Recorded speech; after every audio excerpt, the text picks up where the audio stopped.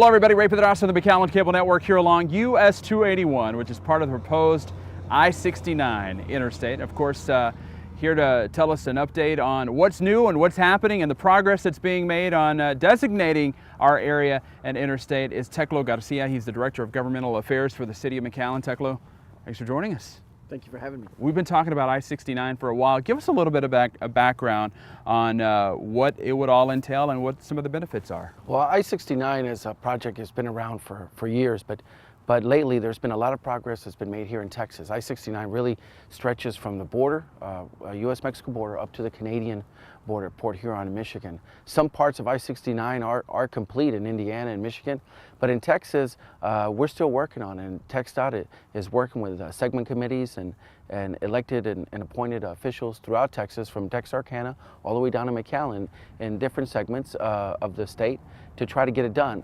Here in the valley, as you can see, we've made a lot of progress on making 281 part of that I-69 process. One of the things about I-69 in South Texas, unique to the country, is that once I-69, which follows State Highway 59 or U.S. Highway 59 through Texas, is that once it gets to Corpus, it also follows a route to Laredo, US 281 down to McAllen, and US 77 to Brownsville. And all those roads are in the process of being upgraded to interstate standard. All right, and of course one of the main benefits of having I-69 is to facilitate the flow of goods, you know, from border to border. And that's done by improving, as you said, our roads to interstate standards. When are we going to see more significant changes, though, as far as some of the improvements made along the proposed route? No, that's a good question, and a lot of people ask that probably on a daily basis, but we certainly hear it a lot. Let's take US 281 for right now. From McAllen to George West, which is north of Corpus and touches Interstate 37. There are 4 major areas that are being worked on. One is in Falfurrias, which everyone sees, that goes up to San Antonio. There will be 5 overpasses that are being built there, so traffic can be handled there, and a lot of progress. A lot of progress and a lot of construction, and people will see it probably for another year or two to come. Another area that's been done was that by the famous little stadium there in Ben Bolt, Texas. That overpass has been complete.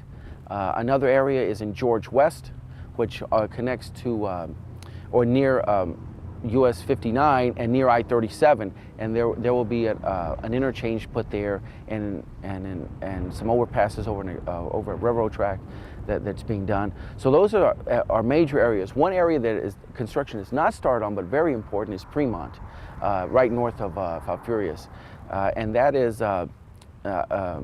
is just being decided upon, or just has been decided upon, to do a relief route, which is a bypass around Fremont. So soon the engineering will start on that, and the design and construction will follow after that. Well, one thing about folks have to remember about US 281 is that it is the emergency evacuation route for South Texas, from Padre Island all the way to Starr County. That's the designated route to go north. If an emergency such as a hurricane would come up. And that's so important because I understand in the last census it's shown that Texas has grown by 4.3 million people. Right. That's a lot of people to move through the state. That is about 20%. And TxDOT did their own study about 3 years ago that showed that US 281 is the 3rd busiest NAFTA highway in the state, which is only behind I-10 and I-35, which are between some huge population centers. So that means we carry a lot of traffic, truck traffic north. And this is a very important project for a lot of our trade that goes to and from Mexico and to and from the valley. The US 281, without any stops in it, from the valley up to I-10 or I-35 is extremely important. All right, and you sit on a committee, TxDOT committee for the City of McAllen, and I understand TxDOT is always looking for input and ideas on this project. What kind of input and ideas are they looking for? Well, they certainly want to hear from any and everybody, first of all.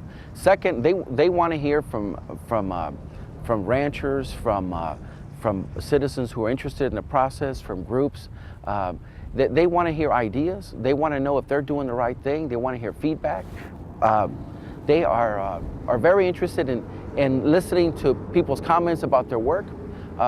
US 281, the I-59, the I-69 Interstate is a very important project to TxDOT, and the mayor and the commission have me there as a representative, but I certainly take their thoughts to every meeting that I go to. I follow their direction, and they also listen to the citizens of McAllen and ask them what they want done. So it's a very democratic process, if you will.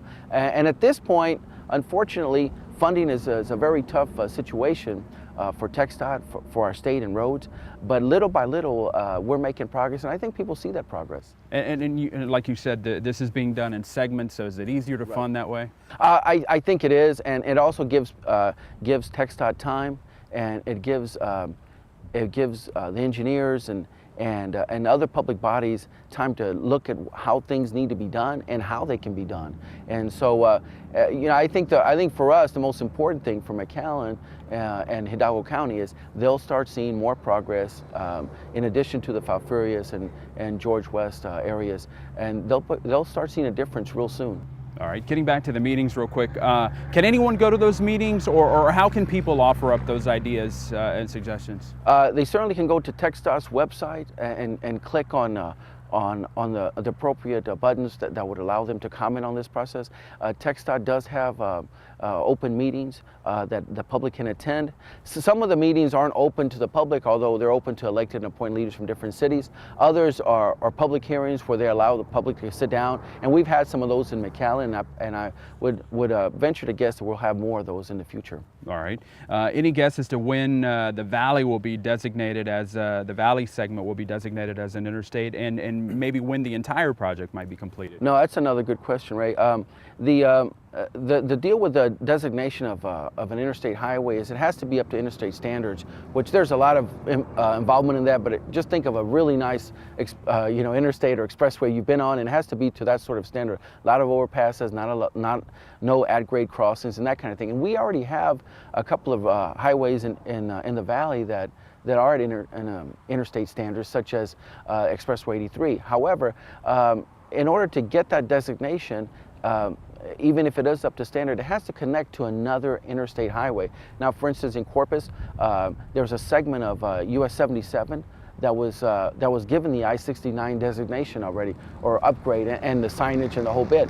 Well, it's because it connects to Interstate 37 that runs from Corpus to San Antonio. But we're close in some areas. One of the priorities for TxDOT is to make the roads from north of McAllen to Falfurrias to integrate interstate standard. That's one of their priorities. So the road you see behind you now, they're working on to improve with more overpasses, widening, and other renovations.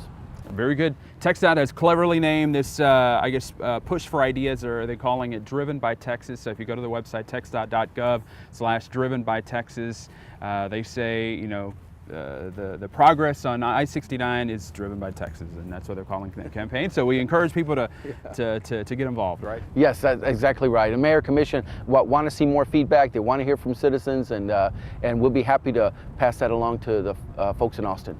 All right, very good. Anything we're leaving out? No, I think that's it. Just keep driving, be safe, and let us know what you think. Very good. Teclo Garcia, thank you very much. You're welcome. All right, and once again, we encourage you to get involved. I'm Ray Pedraza. Thanks for watching the McAllen Cable Network.